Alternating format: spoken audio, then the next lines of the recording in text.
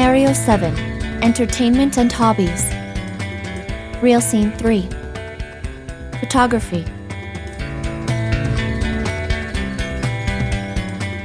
You don't make a photograph with just a camera.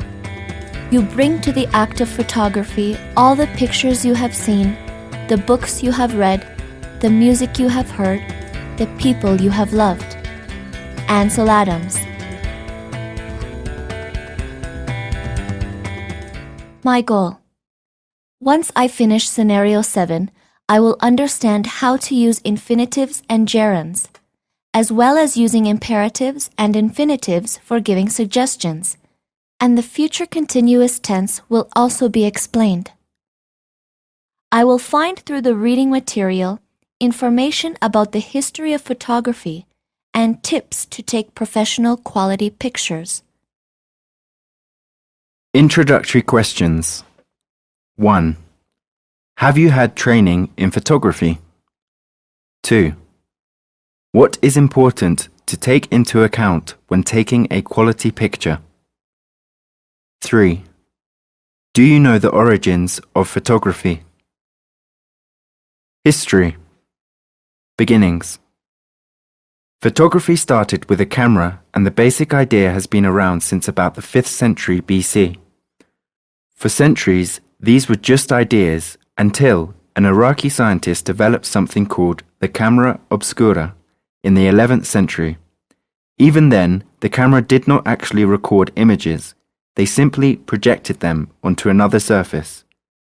The images were also upside down. The first camera obscuras used a pinhole in a tent to project an image from outside the tent into the darkened area. It took until the 17th century for camera obscuras to be made small enough to be portable and basic lenses to be added. Permanent images. Photography as we know it today began in the late 1830s in France when Joseph Nicephore Niepce used a portable camera obscura to expose a pewter plate coated with bitumen to light. This is the first recorded image that did not fade quickly. Daguerreotype.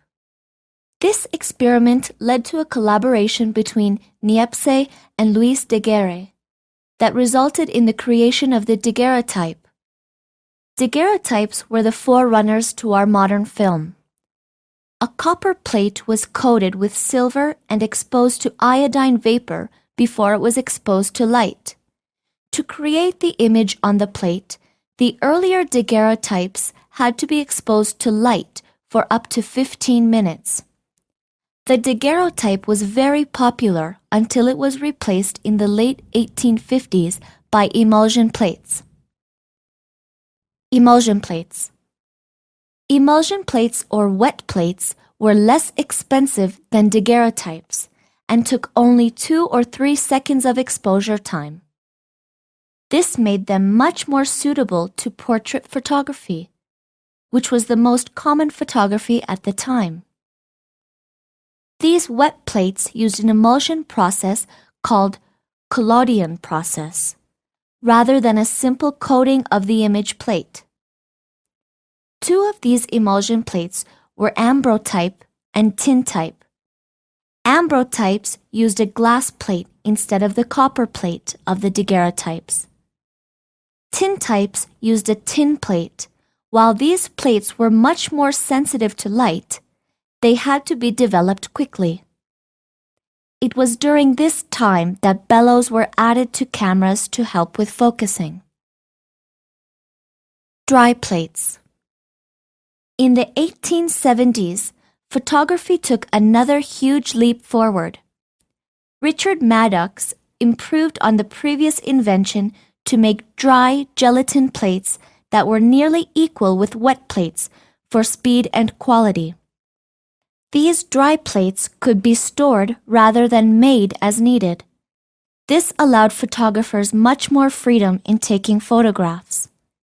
Cameras were also able to be smaller so that they could be handheld.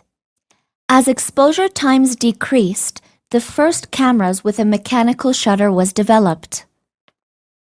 Grammar Structure 1.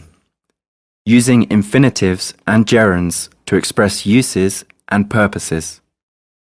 A gerund is a word based on a verb that ends in ing and functions as a noun. An infinitive is a word based on a verb that functions as a noun, adjective, or adverb. Its form is always to plus verb form. Infinitives. I use my camera to take pictures. The flash is used to take quality outdoor pictures. Gerunds. I use my camera for taking pictures. The flash is used for taking quality outdoor pictures. Kodak. Photography was only for professionals or the very rich until George Eastman started a company called Kodak in the 1880s. Eastman created a flexible roll film that did not require the constant changing of solid plates. This allowed him to develop a self-contained box camera that held 100 exposures of film. This camera had a small single lens with no focusing adjustment. The consumer would take pictures and then send the camera back to the factory for the film to be developed. This was the first camera cheap enough for the average person to afford. The film was still large in comparison to today's 35mm film. It took until the late 1940s for 35mm film to become cheap enough for most people to afford. The horrors of war.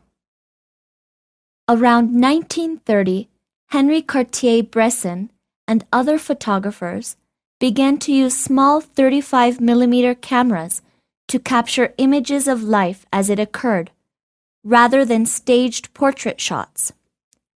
When World War II started in 1939, many photojournalists adopt this style. The posed portraits of World War I soldiers gave way to graphic images of war and its aftermath. These images, such as Joel Rosenthal's photograph, raising the flag on Iwo Jima, brought the reality of war across the ocean and helped galvanize the American people like never before. This style of capturing decisive moments shaped the face of photography forever. Instant images. At the same time, 35mm cameras were becoming popular. Polaroid introduced the Model 95. Model 95 used a secret chemical process to develop film inside the camera in less than a minute. This new camera was fairly expensive, but the novelty of instant images caught the public's attention. By the mid-1960s, Polaroid had many models on the market, and the price had dropped so that even more people could afford it. Image control. While the French introduced the permanent image, the Japanese brought easy control of their images to the photographer. In the 1950s, Asahi, which later became Pentax, introduced the Asahi Flex, and Nikon introduced its Nikon F camera. These were both SLR-type cameras, and the Nikon F allowed for interchangeable lenses and other accessories. For the next 30 years, SLR-type cameras remained the camera of choice, and many improvements were introduced to both the cameras and the film itself. Smart cameras.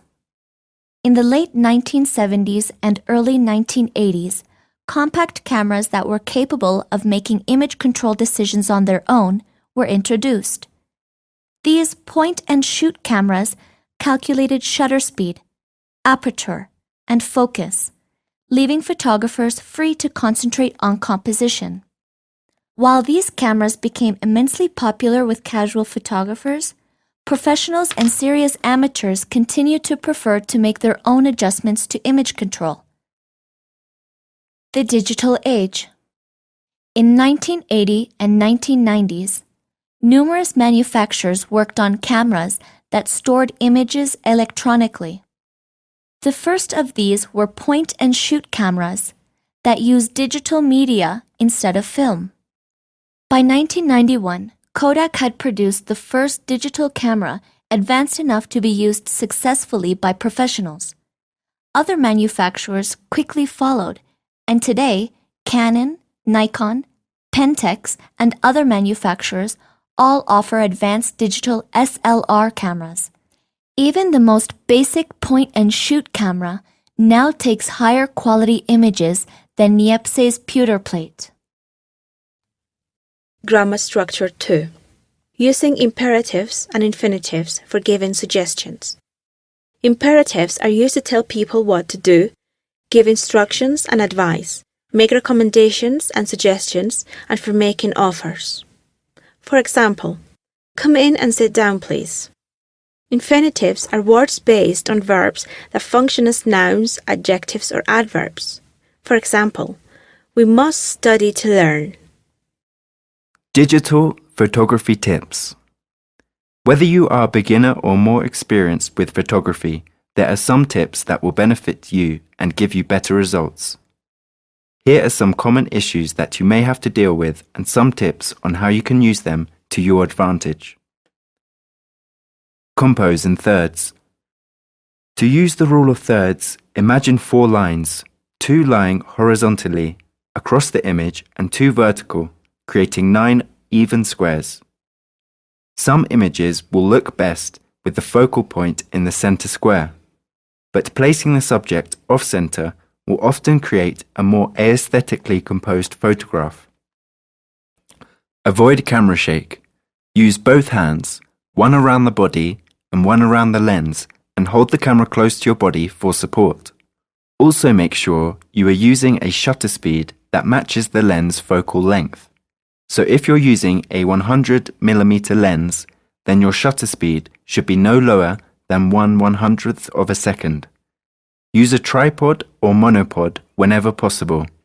In lieu of this, use a tree or a wall to stabilize the camera. Create a sense of depth. When photographing landscapes, it really helps to create a sense of depth. In other words, make the viewer feel like they are there. Use wide-angle lenses for a panoramic view and a small aperture of f/16 or smaller to keep the foreground and background sharp. Placing an object or person in the foreground helps give a sense of scale and emphasizes how far away the distance is. Use a tripod if possible, as a small aperture usually requires a slower shutter speed. Use simple backgrounds.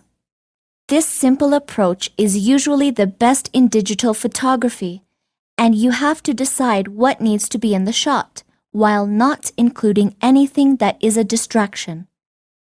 If possible, choose a plane. You want the eye to be drawn to the focal point of the image rather than a patch of color or an odd building in the background. This is vital in a shot where the model is placed off-center. Grammar structure 3. Future continuous. A. Use the future continuous to talk about an event that will already be in progress at a specified time in the future. This time next week, I'll be driving to my parents' house. Phrases often seen with this use of the future continuous include by, this time next week, in years' time, when, plus present simple, by the time, plus present simple. When you arrive, I'll be driving home. By the time I get home, you'll probably be having a bath. B. The future continuous can be used instead of the present continuous for future plans. Will you be going to Jane's party? Yes, but I'll be getting there a bit late because I'm going to a meeting after work. C. We can also use the future continuous to make a guess about something that is in progress at the moment. Don't phone Richard now, he'll be having dinner. Oh no, I forgot about the dinner. It'll be burning, I know it. These sentences are not about the future, but we can use the future continuous to talk about what we assume is happening at the moment. Don't use flash indoors. Flash can look harsh and unnatural, especially for indoor portraits. Therefore, there are various ways you can take an image indoors without resorting to flash. First, push the ISO up. Usually ISO 800 to 1600 will make a big difference for the shutter speed you can choose. Use the widest aperture possible. This way, more light will reach the sensor and you will have a nice blurred background. Using a tripod or an IS, image stabilization lens, is also a great way to avoid blur. Choose the right ISO. The ISO setting determines how sensitive your camera is to light and also how fine the grain of your image is. The ISO we choose depends on the situation. When it's dark, we need to push the ISO up to a higher number. Say anything from 400 to 3200, as this will make the camera more sensitive to light, and then we can avoid blurring. On sunny days, we can choose ISO 100 or the auto setting as we have more light to work with. Pan to create motion. If you want to capture a subject in motion, then use the panning technique. To do this, choose a shutter speed around 2 steps lower than necessary. So, for 1 to 250, we'd choose 1 to 60. Keep your camera on the subject with your finger halfway down on the shutter to lock the focus, and when ready, take the photo, remembering to follow them as they move. Use a tripod or monopod if possible to avoid camera shake and get clear movement lines. Experiment with shutter speed. Don't be afraid to play with the shutter speed to create some interesting effects. When taking a nighttime shot, use a tripod and try shooting with the shutter speed set at 4 seconds. You will see that the movement of the object is captured along with some light trails. If you choose a faster shutter speed of say 1 to 250th of a second, the trails will not be as long or bright. Instead, you will freeze the action. This technique works well if you are using a tripod and if you are photographing a moving object. Research spot. Look for more information about 1. Film developing. 2. Famous photographers. 3. National Geographic Photo Contest.